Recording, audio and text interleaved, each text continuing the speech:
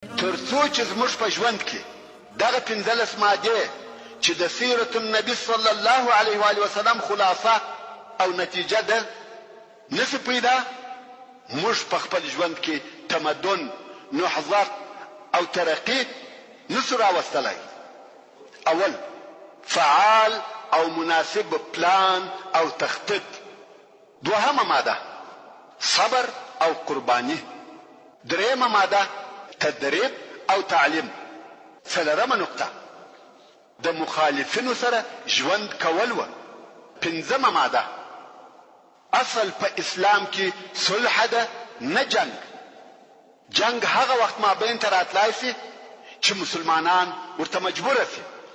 شپږمه ماده، د وطنداري فکر. موږ ټول که ازبک یو که تاجک، که پښتون یو که هزاره، د یو وطن اوسیدونکي یو.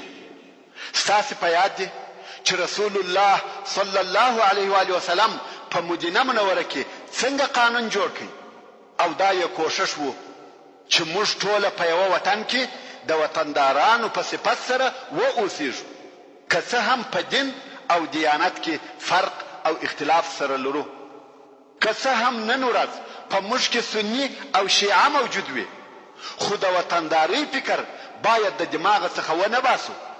ستاسې په یاد دی چې رسول الله صلی الله علیه و آله وسلم نه غوښته چې د مکې مکرمې مسلمانان په هغه جنگ کې ګډون وکړي چې د مکې مکرمې د کفارو پر ضد کېدی.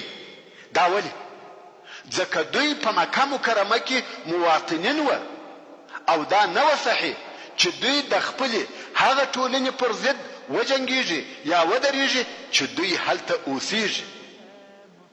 په دغه مقصد پوه سواست؟